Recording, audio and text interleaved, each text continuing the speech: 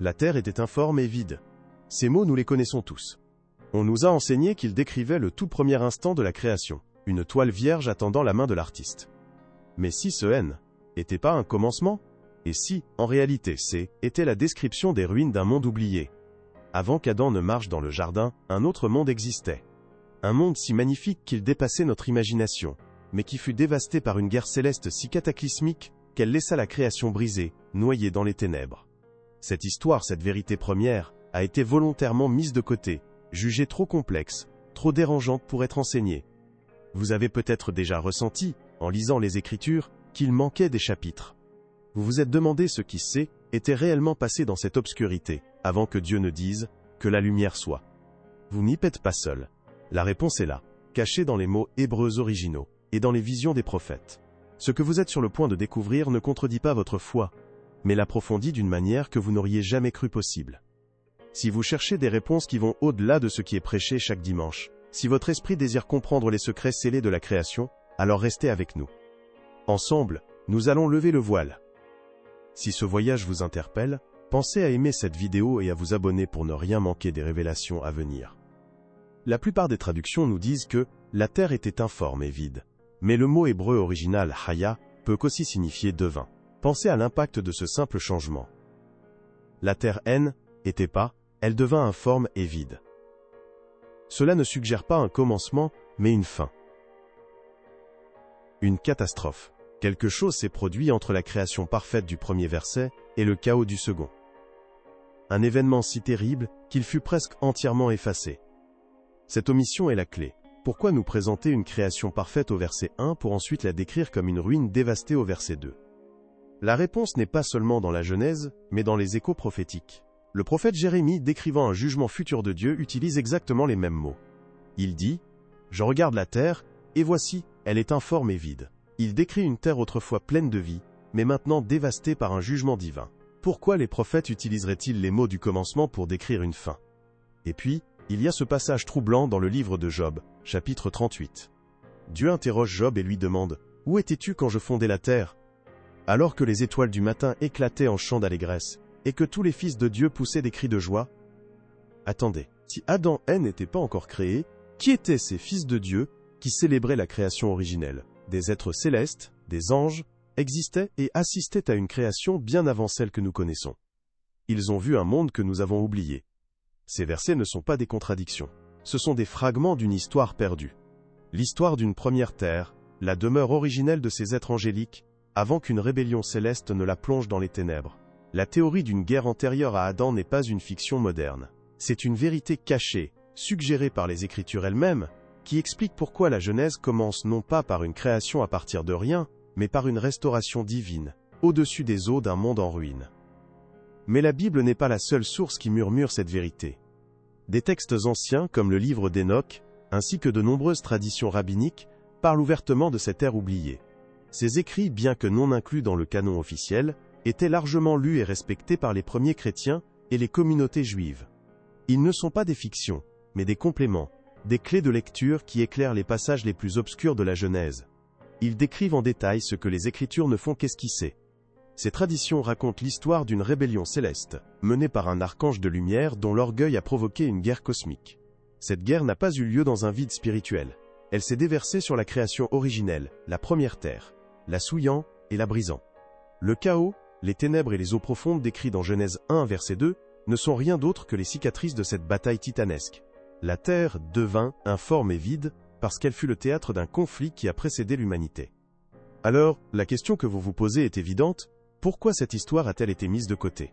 Pourquoi les premiers pères de l'Église ont-ils choisi de ne pas insister sur cet événement fondateur? La réponse est à la fois simple et profonde.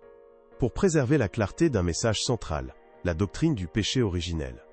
Raconter qu'une corruption existait bien avant Adam aurait compliqué la compréhension de la chute. Il était théologiquement plus simple de présenter la désobéissance d'Adam comme le point de départ unique et absolu du mal dans le monde. Ce n'était pas un complot, mais une décision pastorale pour protéger les fondements de la foi naissante. Pourtant, cette simplification a eu un coût. Elle nous a privés de la véritable ampleur du plan de Dieu. Car si l'on comprend que la création des 6 jours N n'était pas une création à partir de rien, mais une restauration, une rédemption d'un monde déchu, alors le rôle d'Adam prend une toute nouvelle dimension. Il n'a pas été placé dans un jardin neutre, mais sur un territoire reconquis. Sa mission était bien plus grande que de simplement cultiver la terre. Il était le premier soldat dans un plan divin pour reprendre ce qui avait été perdu. Imaginez un instant cette terre primordiale. Ce N n'était pas le monde que nous connaissons. C était un royaume de lumière et de perfection, gouverné par des lois spirituelles que nous avons oubliées. Les textes anciens l'appellent le premier domaine, la demeure originelle de ces fils de Dieu, qui chantaient lors de la création. Parmi eux se tenait un être d'une splendeur inégalée, un chérubin protecteur, le porteur de lumière. Mais en lui l'orgueil a germé, une graine de rébellion qui allait tout anéantir. La guerre qui s'ensuivit ne fut pas une simple bataille d'idées, ce fut un conflit cosmique, une déflagration spirituelle dont la violence se déversa sur la création physique. Le ciel se déchira, et la terre primordiale fut frappée. Les veilleurs primordiaux, ces sentinelles célestes, furent témoins de la chute de leurs frères, et de la dévastation du monde qu'ils devaient protéger. La lumière fut engloutie, les structures parfaites furent brisées, et les eaux du chaos recouvrirent tout. La terre devint informe et vide, non par absence de création mais par l'acte d'une destruction divine et d'une guerre angélique. Vous comprenez maintenant pourquoi cette histoire a été voilée. Révéler qu'un mal profond et une corruption existaient bien avant l'homme, aurait posé un défi théologique immense au premier père de l'aile, Église. Comment expliquer simplement le péché d'Adam si le monde était déjà un champ de bataille? La décision fut prise de sceller ce premier chapitre. Ce N n'était pas pour tromper, mais pour protéger une vérité plus simple et plus accessible. La responsabilité de l'humanité dans sa propre chute. Mais en simplifiant, ils ont involontairement caché l'ampleur de l'enjeu cosmique. L'impact de cette omission est colossal. Car si la Terre était un royaume déchu avant même l'arrivée d'Adam, alors le jardin D, Éden N, n'était pas seulement un paradis. C était un avant-poste divin, une tête de pont établie sur un territoire spirituellement occupé par l'ennemi.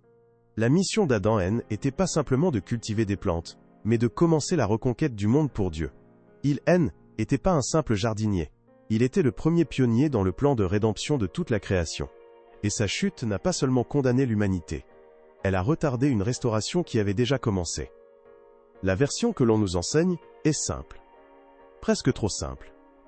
Adam, le premier homme, placé dans un monde parfait. Sa désobéissance devient alors le point de départ unique et absolu du mal. C'est une histoire puissante, qui place toute la responsabilité sur l'humanité. Mais ce n'est qu'une partie de la vérité.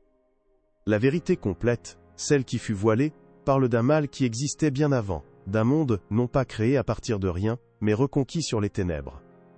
Alors la question est inévitable. Pourquoi cette histoire a-t-elle été mise de côté? Ce N n'était pas un complot malveillant, mais une décision prise par crainte. Imaginez les premiers pères de Shell, Église, luttant pour unifier la foi face aux persécutions et aux hérésies. L'idée d'une corruption pré-adamique, d'une guerre céleste ayant déjà souillé la création, était une doctrine complexe, qui risquait de semer la confusion. Elle pouvait diminuer la gravité du péché d'Adam aux yeux des nouveaux convertis. Pour protéger la foi, il fallait un message clair et sans ambiguïté. Cette simplification s'est faite progressivement, au fil des grands conciles où le canon des Écritures fut débattu et la doctrine solidifiée. Des textes qui faisaient allusion à cette ère oubliée, comme le livre d'Hénoch, autrefois largement respecté, furent écartés, jugés non inspirés ou trop déroutants. Les dirigeants spirituels de l'aile, époque, ont fait un choix. Préserver la clarté du message du salut, même si cela signifiait sceller le premier chapitre de la guerre cosmique. Ils ont choisi la simplicité pastorale au détriment de la profondeur cosmologique. En faisant cela, ils nous ont légué une foi plus facile à comprendre, mais ils nous ont aussi privés de la véritable ampleur du plan de Dieu. Nous avons perdu le contexte de notre propre histoire. Nous avons oublié que le jardin D, Éden N, n'était pas le début de tout, mais le début de la fin de la rébellion. Et que la mission de l'humanité N n'était pas seulement de vivre en communion avec Dieu, mais de participer activement à la restauration d'un royaume qui, lui, avait été volé bien avant notre existence. Comprendre cela ne change pas seulement un verset de la Genèse, cela change tout. Votre lecture de la Bible, votre compréhension du sacrifice du Christ, et même le sens de vos propres luttes spirituelles, sont désormais replacés dans un contexte infiniment plus vaste. Le plan de Dieu n'a pas commencé avec la chute d'Adam. Il a commencé avec la restauration d'un monde brisé. Si vous entendez cette vérité aujourd'hui, ce n'est pas un hasard. Ce savoir n'est pas destiné à tous. Il est pour ceux qui, comme vous, ont toujours senti qu'il manquait une pièce au puzzle. Ceux qui regardent le monde et ressentent le poids d'un conflit ancien, Une tristesse qui semble plus vieille que l'humanité elle-même. Votre esprit était déjà préparé à recevoir une vérité plus profonde, une vérité qui ne simplifie pas la foi, mais lui rend sa majesté et son ampleur cosmique. Avez-vous déjà eu l'impression que la foi moderne est parfois superficielle, qu'elle ne répond pas aux questions les plus profondes, sur la souffrance et le mal? C'est parce que nous avons joué la pièce en commençant par le deuxième acte. Sans la connaissance du premier monde et de la première guerre, nos combats spirituels actuels semblent déconnectés, presque arbitraires. Mais maintenant vous comprenez. Chaque prière, chaque acte de foi, n'est pas un geste isolé. C'est un pas de plus dans la reconquête d'un territoire qui appartient de droit à son Créateur. Vous êtes plus seulement un croyant cherchant le salut, vous êtes un héritier d'une mission qui a commencé avant le temps. Vous marchez sur une terre qui est un champ de bataille racheté, et votre existence même est une déclaration de victoire dans une guerre qui fait rage depuis des éons. La vérité n'a pas été perdue. Elle attendait simplement ceux qui étaient prêts à regarder au-delà du voile. Mais si vous pensiez que le voile avait été entièrement levé, préparez-vous. Car sous cette vérité se cache une autre couche, un mystère encore plus profond. Pensez à ce commandement divin, que la lumière soit. Nous avons toujours imaginé que Dieu créait la lumière pour la toute première fois. Mais si ce n'était pas une création mais un rappel, si la lumière originelle, la gloire de la première terre, avait été corrompue et engloutie durant la guerre céleste, cela nous amène à une question vertigineuse. Le jardin d'Éden, cet avant-poste divin sur une terre déchue, non, était-il qu'un simple jardin? Ou était-ce quelque chose de plus? Des traditions anciennes suggèrent que Éden était un sanctuaire, un lieu où un fragment de la création non déchue, une parcelle de cette lumière primordiale, avait été préservé. Le jardin n'était pas seulement un lieu, était une relique vivante d'un monde perdu. Alors la nouvelle question qui doit brûler dans votre esprit est la suivante: si la lumière du premier jour de la Genèse était une lumière de restauration, qu'est-il advenu de la lumière parfaite qui existait avant la chute de l'archange? N'a-t-elle pas été simplement éteinte? Où est-elle cachée? Et pourquoi les Écritures semblent-elles si silencieuses à son sujet, ne la mentionnant que par des allusions voilées? La réponse à cette question ne se trouve pas dans un seul verset, mais est tissée à travers toute l'Écriture, du premier chapitre de la Genèse au dernier chapitre de l'Apocalypse. Elle relie le jardin d'Éden à la gloire du temple de Salomon, et au-delà, à la Nouvelle Jérusalem. Ce que nous allons explorer ensuite n'est pas seulement l'histoire d'un monde perdu, mais la quête pour retrouver une lumière oubliée. Une lumière qui, selon les prophètes, doit un jour être pleinement restaurée. Cette révélation transforme notre compréhension de Dieu lui-même. Il n'est pas seulement le Créateur qui a façonné le monde à partir de rien. Il est, avant tout, le grand restaurateur. L'acte décrit dans la Genèse n'est pas une simple fabrication, mais une rédemption. C'est l'histoire d'un Dieu qui refuse d'abandonner une création brisée, qui plonge ses mains dans le chaos pour en extraire l'ordre, qui fait jaillir la lumière là où régnaient les ténèbres. Cette perspective est infiniment plus puissante. Elle montre un Dieu qui ne se contente pas de créer la perfection, mais qui la restaure après qu'elle a été souillée. Dans ce grand drame cosmique, la création de l'homme prend alors un sens nouveau et vertigineux. Adam n'a pas été placé dans un monde neutre et parfait. Il a été introduit sur un champ de bataille spirituel, un territoire reconquis mais toujours contesté. Sa mission n'était pas simplement de vivre en communion passive avec Dieu. Il était la réponse divine à la rébellion angélique. L'humanité a été conçue pour être l'instrument par lequel Dieu allait réaffirmer sa souveraineté sur un royaume qui avait osé le défier. Nous ne sommes pas un accident de parcours, nous sommes au cœur du plan de contre-offensive de Dieu. Loin de détruire votre foi, cette connaissance oubliée est la clé qui lui donne sa véritable dimension. Elle ne contredit pas la doctrine du péché originel, mais l'inscrit dans une guerre bien plus vaste. La chute d'Adam n'est plus un simple acte de désobéissance dans un jardin paisible, c'est une défaite tragique sur la première ligne d'un front cosmique, une défaite qui a retardé le plan de restauration divine. Comprendre cela ne diminue en rien la responsabilité de l'homme, mais révèle l'ampleur de ce qui a été perdu, et la majesté de ce qui doit être regagné. Ce savoir n'est pas une hérésie cachée, mais une vérité scellée qui attendait d'être redécouverte par ceux qui ont des oreilles pour entendre. Elle renforce la certitude que chaque page de la Bible, du premier au dernier mot, raconte une seule et même histoire, celle d'un roi qui reprend possession de son royaume.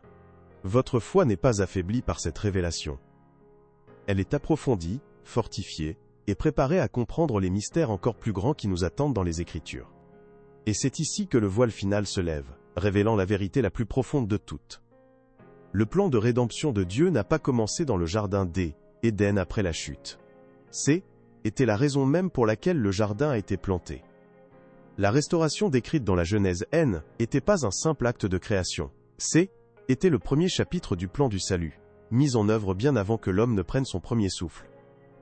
Dieu ne réagissait pas au péché d'Adam. Il mettait en scène la réponse à la rébellion de Lucifer. Relisez la Genèse avec ses nouveaux yeux. Chaque jour n'est plus un simple acte créateur, mais une étape prophétique de la reconquête. Le premier jour, la lumière repousse les ténèbres. Le second, les eaux du chaos sont maîtrisées. Le troisième, la vie émerge de la terre stérile. C'est une parabole de la rédemption qui se déroule sous nos yeux. Adam N n'était pas simplement le premier homme. Il était le premier intendant d'un monde racheté, chargé de poursuivre Elle, œuvre de restauration que Dieu avait commencée. Sa chute fut une tragédie, non pas parce qu'elle a initié le problème, mais parce qu'elle a interrompu la solution. Mais si le plan de rédemption existait avant Adam, qui en était le centre? Qui était la solution ultime avant même que le problème humain n'existe? La réponse a toujours été là, tissée à travers les Écritures.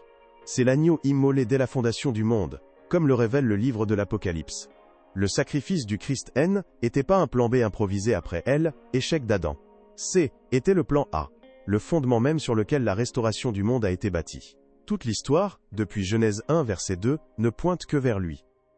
Votre foi ne repose donc pas sur une histoire qui a mal tourné, mais sur un plan de victoire éternelle, conçu dans l'aile, éternité passée.